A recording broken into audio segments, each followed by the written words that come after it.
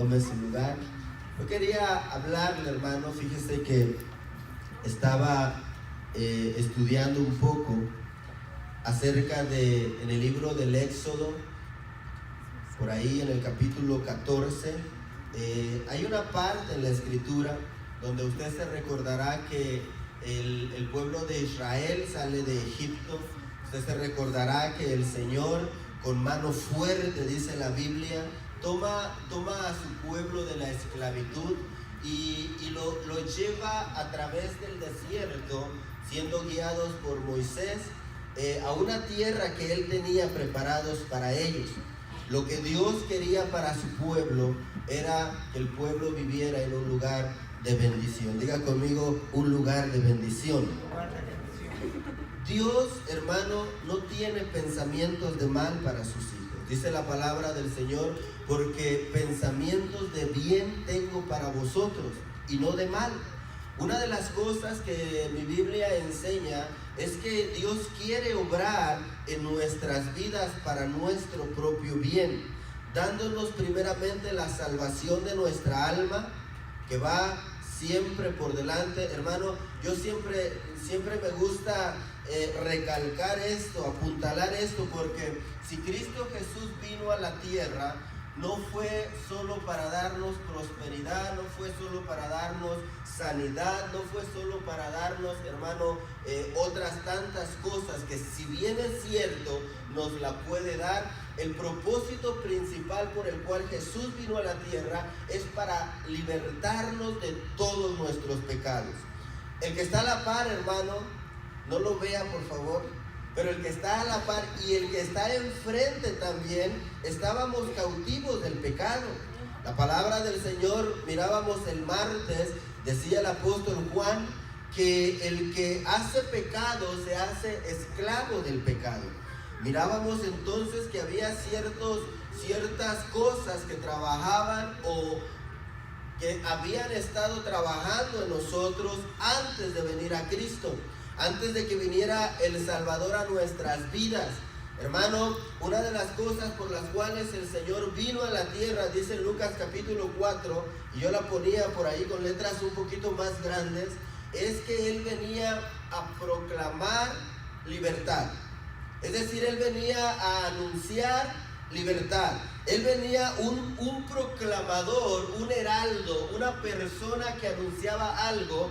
Solía pararse, hermano, en las esquinas y de una manera se paraba, levantaba su voz y decía: hermanos, amigos, pueblo de Jerusalén, pueblo de Wentzville, tengo una noticia de parte de Dios. Dios quiere liberar a cada uno de la esclavitud en la cual han estado viviendo por tantos años. Jesús viene con este mensaje. Entonces yo estaba mirando, hermano, en el libro del Éxodo, le decía que a pesar de que el pueblo de Israel sale de Egipto, Egipto representa para nosotros el mundo o la manera de vivir, pues, como nosotros vivíamos antes de venir a Cristo. Egipto representa, hermano, esa vida de esclavitud donde probablemente nosotros deseábamos adorar a Dios, pero había un faraón que nos decía: no, ¿cómo que quieren adorar?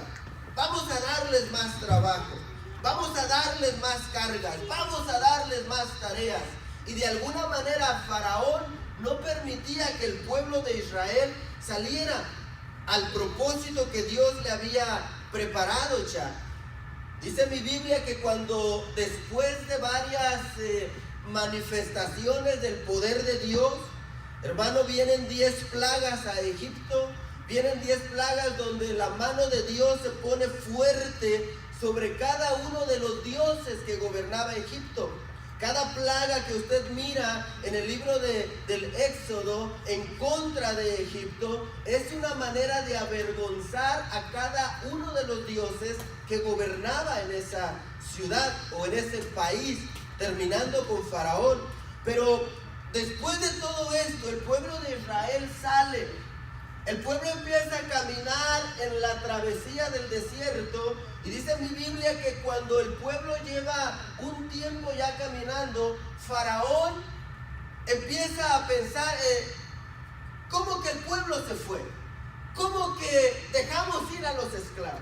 Y dice mi Biblia que cuando el faraón empieza a pensar en esta situación, él dice, bueno, yo no puedo dejar libres, yo no puedo dejar solo ir porque sí a aquellos quienes me han servido por tanto tiempo.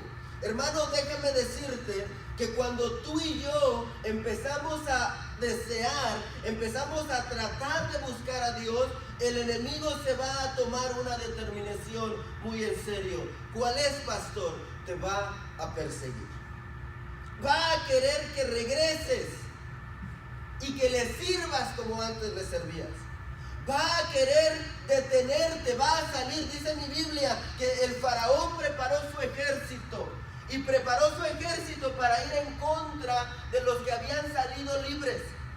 Yo creo definitivamente que el Señor nos ha libertado a todos nosotros. ¿Cuántos lo creen? Amén. Pero déjame decirte, amado hermano, que el enemigo va a tratar de alcanzarte.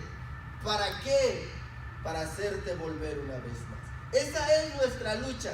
Pero viene el Señor, hermano, y le decía, estaba yo estudiando un poco acerca de los perseguidores, porque miraba a Faraón como un perseguidor, como una entidad espiritual que cuando el pueblo de Dios quiere salir hacia el propósito, hermano, ¿cuántos quieren recibir la bendición de Dios?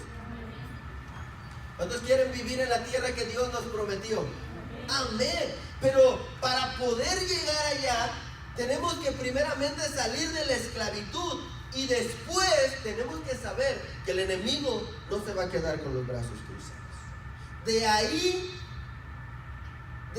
que a muchos de nosotros, mire esto, vamos caminando en el Evangelio, damos un paso adelante y damos dos para atrás. De repente sentimos como que alguien nos está jalando al mundo, ¿no? Déjeme pongo como ejemplo, hermano, para que usted no se enoje conmigo. Yo me recuerdo cuando empecé en el camino del Señor hace 9 años, 2010. Yo me recuerdo que yo anhelaba el Evangelio. El Señor se estaba manifestando de una manera hermosa en mi vida que, hermano, yo deseaba lo que Dios tenía para mí. Pero cuando yo iba caminando en el Evangelio, era como que algo me jalaba para atrás. Yo tenía muchos vicios.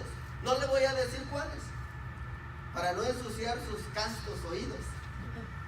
Yo tenía tendencias, hermano, tenía hábitos que hacían que mi vida no fuera lo mejor. Entonces cuando yo quería avanzar, el enemigo como que trataba de hacerme regresar, y yo quería avanzar y como que el enemigo trataba de hacerme regresar. Esa es la lucha de muchos de nosotros. Queremos agradar a Dios, queremos adorar a Dios, queremos llegar al propósito de Dios, pero hay un enemigo que nos está tratando de detener. Pero tengo una noticia para usted y para mí. El Cristo de la gloria vino, amén, para proclamar libertad a todos los que estábamos cautivos. Miro esto, hermano amado. Empiezo a ver entonces a Faraón que persigue. Empiezo a ver entonces, hermano, a otros perseguidores. Saúl era un perseguidor de David. ¿Por qué lo quería? ¿Por qué lo perseguía? David era el ungido de Jehová. David era el que iba a sucederlo en el trono. Pero dice mi Biblia en el 18 de Samuel, de primera de Samuel, que cuando venían de la batalla las mujeres cantaban: Saúl mató a 1000 y David a sus 10,000. Dice mi Biblia, hermano, que el corazón de Saúl se llenó de envidia. Otro de los perseguidores de la iglesia, hermano, del pueblo de Dios, es la envidia, el celo. Empiezo a ver más adelante a otro hombre que se llamaba Absalón. Absalón quiere el trono de su padre y lo empieza a perseguir. Pero cuando llego al libro de los Hechos, capítulo 8, si usted me quiere hacer favor de buscarlo, por favor. Capítulo 8 del libro de los Hechos. Porque hoy le quiero hablar de esto, hermano. El Señor vino a libertar. El Señor vino a abrir cárceles de alguna manera donde muchos de nosotros estábamos o estamos prisioneros. Mire esto, Hechos capítulo 3, hoy le quiero hablar del apóstol Pablo, hermano, pero no de una manera ortodoxa, quizás como en varias ocasiones se nos ha hablado, donde el gran apóstol, donde el perito arquitecto, donde todo. Hoy le quiero hablar de Saulo antes de su conversión. Hoy quiero hablarle de este hombre que perseguía a la iglesia. Mire para qué los perseguía. Hechos capítulo 8, verso 3. Dice, y Saulo, dice esta versión, asolaba a la iglesia. Otras versiones dicen, los perseguía. Y entrando casa por casa, arrastraba a hombres y a mujeres y los entregaba en la cárcel. Hermano, cuando yo estaba estudiando a los perseguidores de la iglesia, me encuentro con Saulo. Era un hombre que dentro de su religión, que él era fariseo, dice la Biblia, él hablando, diciendo, fariseo de fariseos, circuncidado al 8º día, de la tribu de Benjamín, en cuanto a la ley, irreprensible. Es decir, era un muy buen fariseo. Era un hombre que tenía un celo por la ley. Era un hombre que deseaba, hermano, yo le voy a decir algo, los fariseos tenían muchas cosas malas, pero tenían algo bueno. Ellos deseaban hacer la voluntad de Dios a través de la ley de Moisés. Era lo que ellos tenían. No tenían la revelación de Cristo aún. No lo podían ver al Señor como al Mesías, pero deseaban agradar a Dios. En el libro de Nehemías, cuando los fariseos empiezan a formarse como secta o como religión, mejor dicho, es un grupo de hombres que se apartan para hacer la voluntad de Dios. Este hombre, Saulo de Tarso, era un fariseo. Era un fariseo que en su celo, él buscaba a los cristianos porque él consideraba que los cristianos estaban errados. Él consideraba que los cristianos, hermanos, eran hombres y mujeres que iban en contra de la ley de Moisés. Y el propósito por el cual él los perseguía, dice el capítulo 8, verso 3, era para encarcelarlos. Empiezo a ver entonces, hermano, que hay seres, no me voy a referir a personas, hermano, me voy a referir a seres espirituales que están persiguiendo a la iglesia. Diga conmigo, yo soy la iglesia. Y están persiguiéndolo, amado hermano, hermana, ¿sabe para qué? Para encarcelarte, para meterte en una prisión, porque si el enemigo logra ponerlos en una prisión, se recuerda capítulo 16 del libro de los Hechos, entra Pablo y Silas a la cárcel. ¿Cómo los tenían? Hermanos, no tenían su televisión ahí, no tenían su sofá para poderse sentar, cruzar la pierna y voy a watchar Netflix y a ver. No, la cárcel les ponían cepos, les ponían grilletes. Era un lugar donde ellos no se podían mover, era un lugar donde ellos no podían salir. La cárcel no es un lugar donde yo quisiera estar una vez más. Digo una vez más porque mi esposa me fue a sacar como 3 veces de la cárcel antes de venir al evangelio. Hermano, cuando veo esto, Pablo empieza a perseguir. Pablo empieza a perseguir a la iglesia y los quiere meter en la cárcel. ¿Por qué? Porque estando un cristiano espiritualmente en una cárcel, no puede desarrollar lo que Dios tiene para él. Entonces esto me llamó la atención porque me fui a buscar en la Biblia todos los textos relacionados con la cárcel y les quiero compartir algunos. Mire ahí, deje entro de lleno al tema, tengo 16 minutos de introducción. Génesis capítulo 39, verso 20. Entonces el amo de José lo tomó y lo echó en la cárcel, en el lugar donde se encerraban a los presos del rey, y ahí permaneció en la cárcel. La historia usted se la sabe. José era un hombre, era un joven que Dios le había revelado que iba a ser de él algo grande. Dios le había dado una visión poderosa. Hace 8 días hablábamos un poquito de él. Pero enemigo, hermano, mire qué terrible. El enemigo conoce el propósito de Dios en José.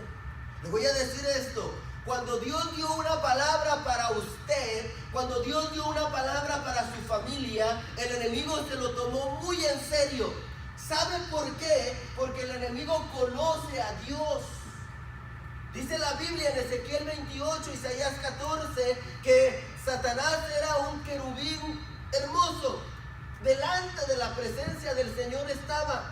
Él se movía en el huerto, él se movía en el templo de Dios. Era una persona, era un ser que conocía a Dios de una manera muy, pero muy de cerca. Entonces cuando Dios hablaba, Lucifer o Luzbel, como se llamaba, o sea, Dios lo va a hacer. ¿Por qué? Porque Dios no es hombre para que mienta, ni hijo de hombre para que se arrepienta. Entonces cuando viene una palabra de parte del Señor a tu vida, hermano, el enemigo lo está escuchando. ¿Qué va a hacer Dios en la vida de este pueblo? El Señor habló a la familia fulana. El Señor habló a la familia mengana. No. Yo tengo que hacer algo para detenerlo. Está allí en el capítulo 39 de Génesis. Dios habló para José. Dios tiene algo para José. Dios va a bendecir al pueblo de Israel a través de José. ¿Qué voy a hacer? Y el enemigo está pensando, ¿qué voy a hacer? Lo voy a meter a la cárcel. ¿Por qué? Porque en la cárcel él no iba a poder llegar a donde Dios tenía preparado para él. Pero hermano, lo lindo de esto es que a pesar de que el enemigo trata de poner a un hombre con sueños, a un hombre con visión, a un hombre con promesa, a un hombre, hermano, con donde Dios habló y le dijo, yo haré de ti esto y esto y esto, aunque el enemigo quiera ponerlo, aunque el enemigo quiera detenerlo en una cárcel, viene el Señor, tiene preparado un copero, un panadero, tiene preparado una palabra de Dios y dice, José, tú no vas a estar por siempre en esta cárcel. Tú tienes un propósito. Tú tienes que llegar a la presencia de Faraón. Aunque el enemigo quiera destruir sueños, destruir visión, destruir propósito, vive Dios, amado hermano, que Dios te va a tomar de ese lugar de la cárcel, porque para eso vino Jesús, para proclamar libertad a los que están cautivos. Amén. Yo no sé si usted le pueda dar un aplauso a Cristo, hermano, pero Él vino a proclamar libertad. José estaba en la cárcel, el enemigo lo quería detener. José representa para mí aquel hombre, aquella mujer que Dios le ha puesto una visión. Yo me recuerdo cuando yo llegué, hermano, 2010. Se me andan saliendo los billetes. 2010, enero del 2010. Yo me recuerdo, hermano, que cuando yo llegaba a la iglesia siempre me gustaba llegar temprano. Me gustaba sentarme hasta adelante, por cierto. Estas bancas de adelante las podemos usar, ¿eh? Me gustaba siempre sentarme hasta adelante. Y en determinado momento me metí al grupo de la alabanza, hermano. Porque, pues, me gusta la alabanza. Y me recuerdo que yo llegaba, ya era líder en la iglesia en ese entonces, ya tenía ciertos privilegios. Y me subía al púlpito, la iglesia vacía, y yo empezaba a mirar la iglesia y decía, Dios mío, un día voy a estar predicando en esta iglesia. Y me movía de un lado para otro, hermano. Y me recuerdo que el Señor empezaba a poner visión y yo miraba la iglesia llena y yo me miraba predicando. Y en ese entonces la pastora no quería nada con el Señor. Tenía sus imágenes en la casa. Estaba en Egipto todavía. Pero dentro de lo que el Señor me permitía ver, era ella en las bancas de hasta atrás. Y cuando el Señor me da esa visión, hermano, déjame decirte, el enemigo no se quedó contento. Empezó a atacar. Empezó a querer meter en cárcel. Empezó a querer aprisionar. Pero dice mi Biblia que apareció Cristo, apareció el Hijo de Dios y dijo, yo vine a proclamar libertad. ¿Sabe qué es proclamar? Gritarle a los que están en la cárcel, ¡hey! Están libres, no tienen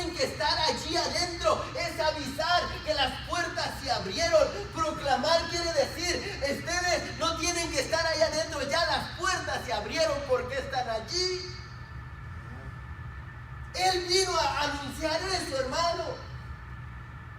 A José lo quisieron tener en la cárcel.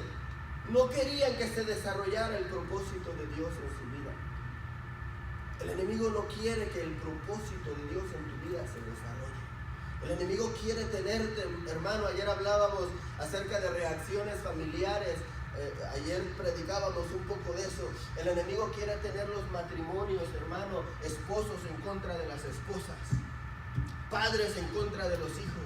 Hermano, el enemigo no le gusta que tú tengas una vida en Cristo. ¿Sabes por qué? Porque cuando tú tienes una vida en Cristo, tu vida se llena de una paz que sobrepasa todo entendimiento. Tu vida se llena de un amor, hermano, que no te permite ver diferencias, un amor que no te permite ver quién es más o quién es menos, porque la Biblia dice que delante de la presencia del Señor todos somos iguales en el sistema de la gracia, porque mi Biblia dice que el amor cubre multitud de pecados. Pero cuando el enemigo empieza a ver tu vida que se está llenando de eso, él se levanta y dice: yo no voy a permitir que este pueblo que antes era mío vaya y se encuentre con ese Cristo de la gloria que les está ofreciendo libertad. A José lo quiso detener. A José lo quiso tener ahí en la cárcel porque era un hombre con visión, era un hombre con sueño. ¿O cuánto necesita la iglesia, hermano, de hombres y mujeres con visión? Hombres y mujeres que sepan lo que Dios tiene para ellos y para su familia. ¿Cuánto necesita la iglesia, hermano, hombres y mujeres que no se conformen solo con venir al culto y sentarse en cualquier banca de la iglesia, hermano, y escuchar un lindo mensaje? No, Dios necesita gente con visión. ¿Sabes una cosa? A veces las hay, pero espiritualmente están en una prisión. En una prisión donde ellos quieren hacer, pero el enemigo no los deja. En una prisión donde el enemigo les dice: con que tú vas, con que Dios te prometió, con que Dios te permite esto, pues yo te voy a aprisionar. Y muchos están en esa cárcel aún, habiendo ya escuchado el mensaje de salvación, habiendo ya escuchado el mensaje de liberación, sabiendo que Cristo vino a ofrecer libertad gratuita, aún están dentro de esas prisiones. Gente con visión, gente con propósito de parte de Dios. Empiezo, amado hermano, a mirar y miro en el libro del Éxodo, capítulo 12, verso 29. Hay otra cárcel y en esta cárcel, dice mi Biblia, no lo voy a leer para ganar tiempo, porque quiero compartirle, hermano, todos estos puntos. En esta cárcel estaban los primogénitos. ¿Sabe usted que el libro a los Hebreos dice que somos una iglesia de primogénitos? Usted es primogénito. ¿Cómo así, pastor? El primogénito es Cristo. ¿Y dónde está la iglesia, pues? ¿No está en Cristo? Entonces el libro a los Hebreos lo expresa de una mejor manera y dice: todos ustedes son una iglesia de primogénitos. ¿Por qué primogénitos? Porque el primogénito es el que hereda. Porque el primogénito es el que tiene la voz de autoridad cuando el padre no está. Porque el primogénito es el encargado de cuidar a la familia cuando el padre no está. Y hermano, y el enemigo, dice Éxodo capítulo 12, preparó una cárcel para primogénitos. El que es heredero de Dios en Cristo y está dentro de una cárcel, pregunto, ¿será que puede heredar? Está prisionero. Está prisionero, santo, está prisionero habiendo recibido de parte de Dios la oportunidad de salir de esa cárcel. Esa cárcel, hermano, a mí me llama la atención mucho, porque ¿sabe qué hace? Nos deja sin herencia. En esa cárcel el que estaba destinado a ser heredero, dice la palabra del Señor, de toda buena dádiva y de todo don perfecto, el que está dentro de esa cárcel no puede heredar. No puede heredar, hermano, ¿qué le va a decir al juez? Dame permiso, voy a salir a la cárcel, ahorita vengo, nada más voy a heredar el testamento y regreso. No, hermano, yo estuve en la cárcel, no mucho, una noche y un día quizás. Yo me quería salir de ahí, Yo no quería estar ahí, hermano, y a la primera oportunidad a mí me daban ganas de decirle al policía: déjame salir, no seas malito, te prometo que hoy sí ya no la vuelvo a hacer. Pero no es tan fácil. El estar en una cárcel no es como decir: ahorita vengo, te encargo y regreso en 2 horas. No, el primogénito que está en la cárcel no puede salir a recibir su herencia. Por eso es que, hermano, a mí me impactaba en mi espíritu el mirar cómo Saulo, Padre, perdóname, dile a Saulo de Tarso que no tome esto en contra de mí. Estoy hablando cuando él todavía no se convertía. Me impacta ver cómo Saulo de Tarso, antes de convertirse a Cristo, tenía como propósito perseguir para meter a la cárcel. Hermano, Dios nos llamó a una libertad, no a estar en prisiones. Y conoceréis la verdad. ¿Y qué más dice la palabra? A ver, no dice: y conoceréis la verdad y te vamos a meter en un calabozo. No dice: y conoceréis la verdad y te vamos a encerrar hasta que aprendas a portarte bien. No. Propósito de Dios es llevarnos al conocimiento de la verdad. ¿Para qué? Para ser completamente libres. Pero el enemigo tiene cárceles. Esta cárcel de los primogénitos me habla de aquellos que no pueden recibir su herencia. Diga conmigo: yo ya salí de la cárcel, pastor. Hay otra cárcel, hermano, ahí en el libro de los Jueces. Jueces capítulo 16, verso 25. La palabra del Señor muestra a Sansón. Ay, hermanos, que esto está terrible. ¿Quién era Sansón? Sansón era un hombre consagrado a Dios. Mejor dicho, Sansón era un hombre que había sido llamado a consagrarse para Dios.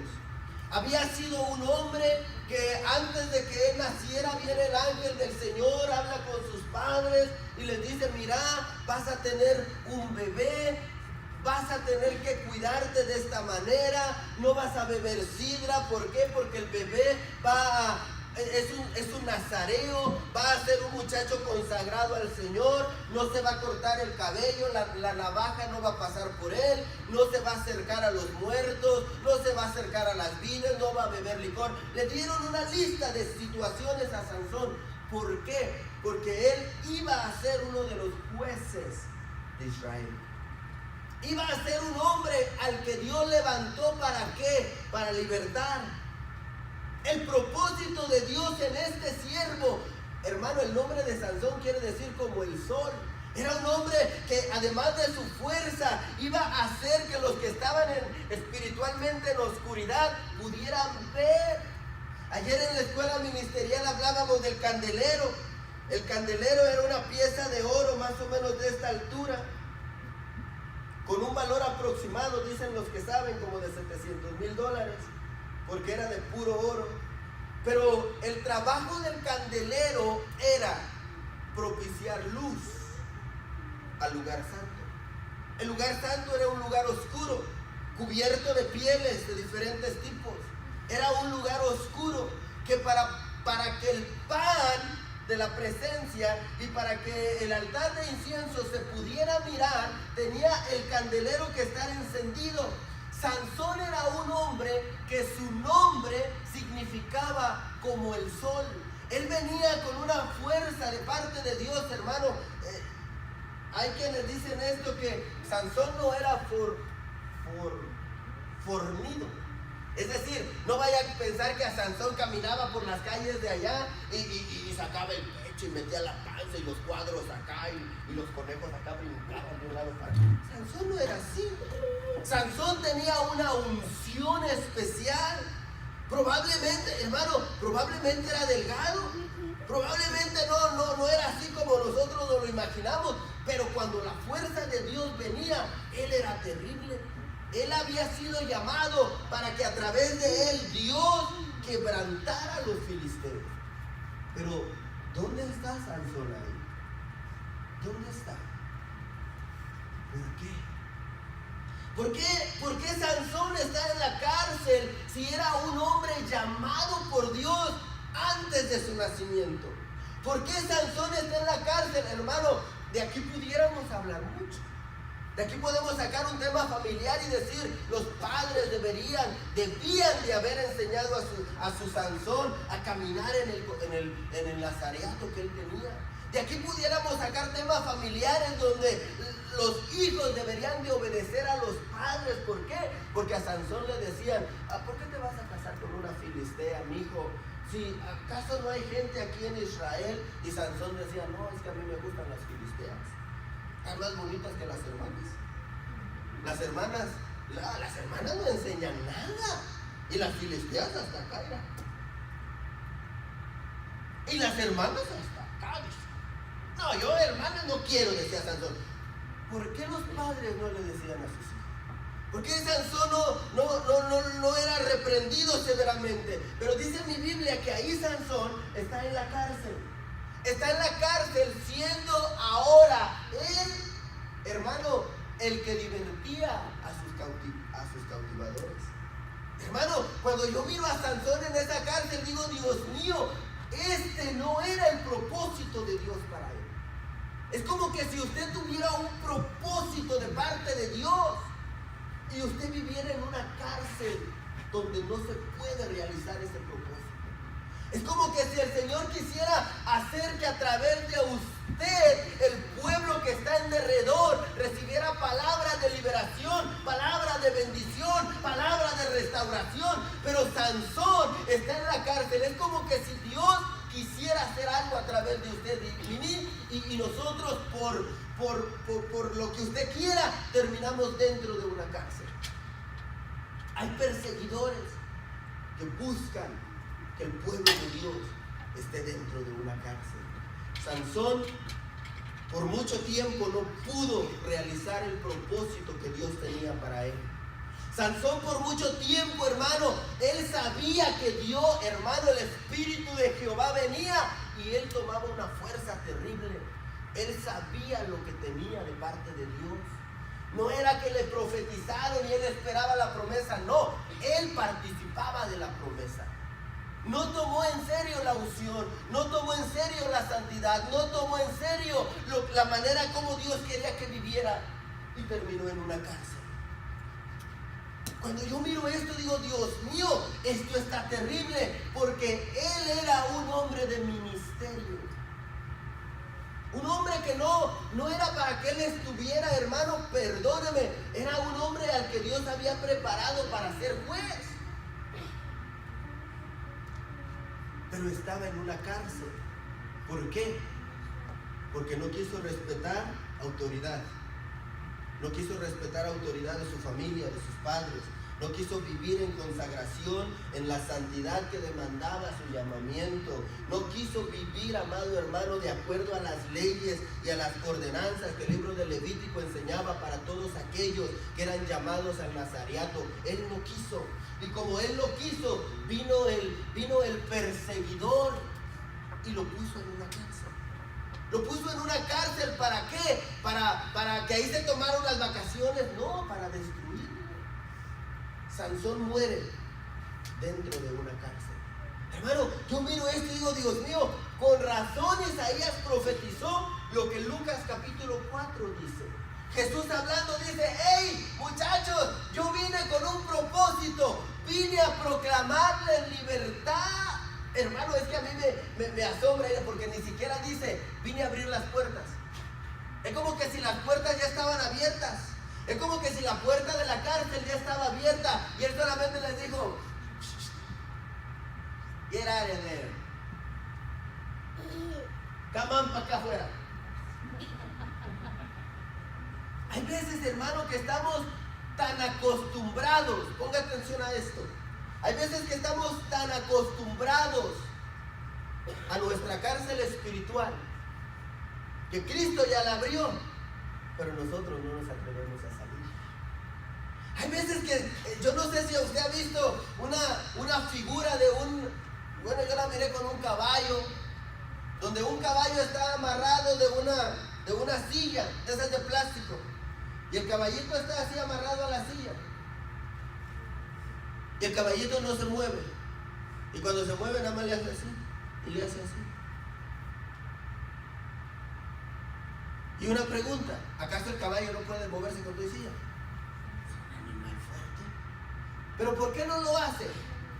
Porque está dentro de una cárcel que solamente él puede ver.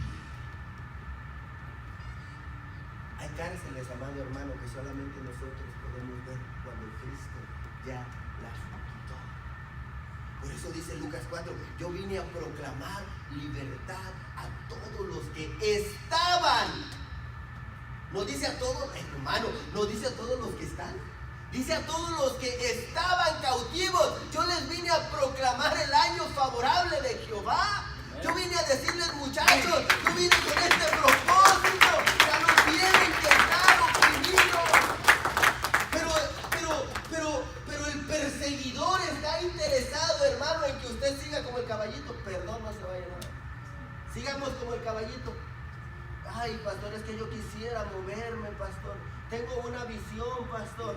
Yo sé que Dios tiene algo para mi familia, pastor. Pero fíjese que no me puedo mover. Arranca con todo y la mesa, hermano. Pero sigue caminando. Arranca con todo lo que tengas que arrancar. Pero sal de esa cárcel que el Señor no puso para ti. Él vino a proclamar libertad. Sansón está en esa cárcel cuando no debía de estar en esa cárcel. Él tenía un llamado de parte de Dios. No quiso vivir la vida conforme a la voluntad de Dios. Bueno. No quiso consagrarse para Dios. Bueno. No quiso, hermano, vivir en la palabra. Bueno. Terminó dentro de una cárcel. Yo no sé cómo se le dice a los que hacen reír a la gente. Ah, bueno, usted lo dijo. Terminó siendo quien hacía reír a la gente, a los filisteos. ¿Qué dijeron ellos? Tráiganme a Sansón para que nos divierta, que nos cueste un chiste, que aquí nos haga una que otra cosa para hacernos reír. Terminó siendo la burla de las personas. ¿Por qué? Porque Dios lo estaba llamando. Dios lo estaba llamando. Mira, Sansón, ya te metiste con una, ya te metiste con otra. La unción todavía está, pero ten cuidado, Sansón. La unción no es para que la menosprecies. Mira, Sansón, va a llegar el momento donde el Espíritu de Jehová se va a apartar. Y si ahorita estás de pie, es porque el Espíritu de Jehová está sobre ti. Pero va a llegar el momento donde el Espíritu de Jehová ya no va a estar sobre ti. ¿Y qué va a pasar? Vas a terminar allí. Sansón dijo, no, you kidding me.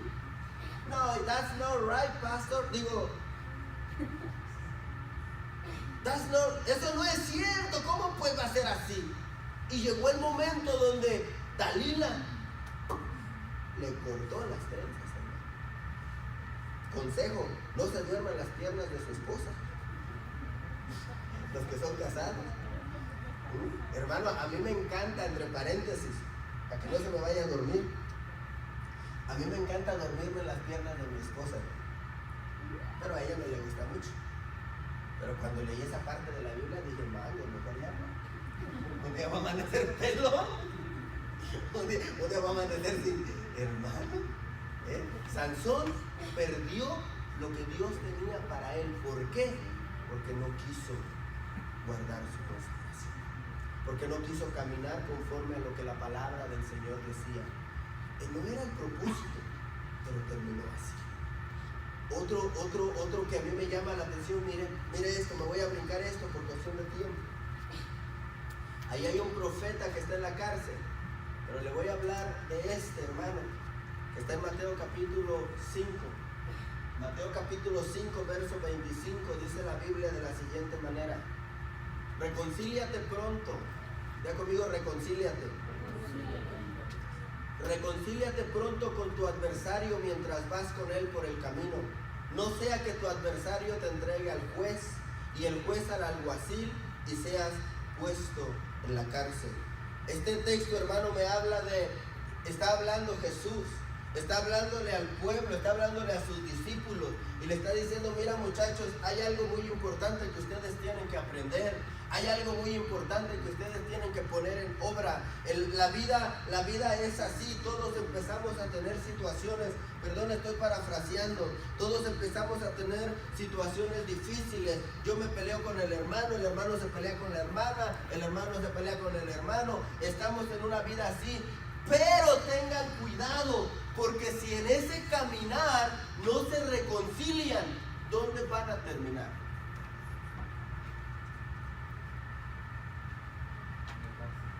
Yo pensé que ya alguien iba a decir en Cancún, pastor. Si no hay reconciliación, yo me recuerdo, hermano, donde Simón, por ahí díganle que no estoy, por favor. Yo me recuerdo donde Simón, ¿se recuerda a Simón el mago? Pedro lo mira y le dice, en una cárcel de amargura, en una cárcel de oscuridad tú estás. Jesús está tratando de que el pueblo viva, hermano, de una manera pacífica. De hecho, el capítulo 5 de Mateo, las parábolas, el sermón del monte, todo lo que viene ahí, Jesús está tratando de que el pueblo de Dios, diga conmigo, yo soy pueblo de Dios, reconcíliate. ¿Con quién? Primero con Dios. Reconcíliate con Dios. No vivas enojado con Dios. No vivas peleado con Dios. Hermano, Dios no tiene la culpa de lo que está sucediendo, sucedió o va a suceder en tu vida. Dios ha permitido ciertas cosas. ¿Sabes por qué? Porque tiene un propósito para ti. Dice la palabra del Señor en el libro de los Salmos, no seas como el mulo que se le tiene que jalar el freno para que vuelva. Cuando usted sabe que yo no soy muy de campo, ¿verdad? Pero tengo que estudiar a veces. Y yo miraba que cuando al animalito le jalan el freno, eso provoca dolor. ¿Cierto? ¿Alguien que sepa? Eso provoca dolor. Y él tiene que volverse hacia atrás. Y dice la Biblia, no seas como el mulo. Otras versiones dicen más feo, hermano. No le voy a decir porque se va a enojar. Pero otras versiones, no seas como el mulo, que tenemos que aplicar dolor para que vuelva. Hermano, yo soy padre de familia, tengo 3 hijos. Y a veces les digo, hay necesidad de que te pego, pues. Porque les pego, perdónenme. No los vaya a defraudar por esto, pero mi Biblia dice que la vara apartará al muchacho de la necedad. Y el padre que ama a sus hijos los corrige, ¿verdad?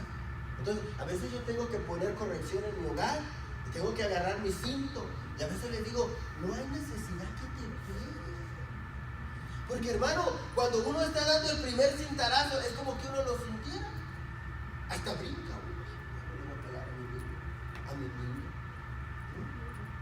No fuimos diseñados para que a través del dolor volviéramos, pero a veces Dios tiene que usar el dolor para que nosotros reaccionemos.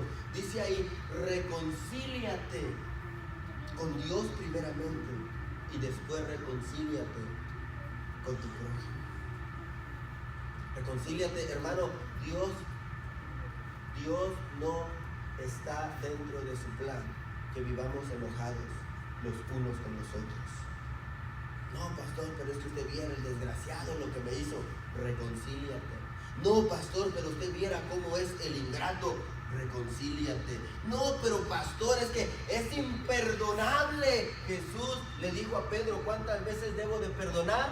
70 veces 7. ¿Cuántas veces? Tantas veces si sea necesario. ¿Por qué? Porque si tú estás peleado con alguien en tu corazón y no te reconcilias, vas a ser puesto en la cárcel.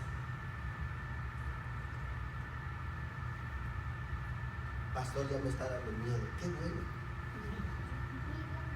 A mí también me da miedo, hermano, a veces la palabra del Señor. Pero me causa gozo. ¿Sabe por qué? Porque a través de la palabra del Señor nosotros podemos aprender cómo caminar de una manera correcta aquí en la tierra para poder llegar allá al cielo. Hay cárceles, hermano. Yo le voy a terminar acá. pero hay cárceles que están preparadas. Hay cárceles que de alguna manera el perseguidor de nuestras almas ha estado preparando. ¿Para qué? Para que no se cumpla el propósito de Dios en tu vida. Pero viene Cristo y dice el apóstol Juan en alguna de sus cartas, para eso apareció el Hijo de Dios, para deshacer toda obra de las tinieblas. ¿Quieres ponerte de pie, por favor, unos minutitos?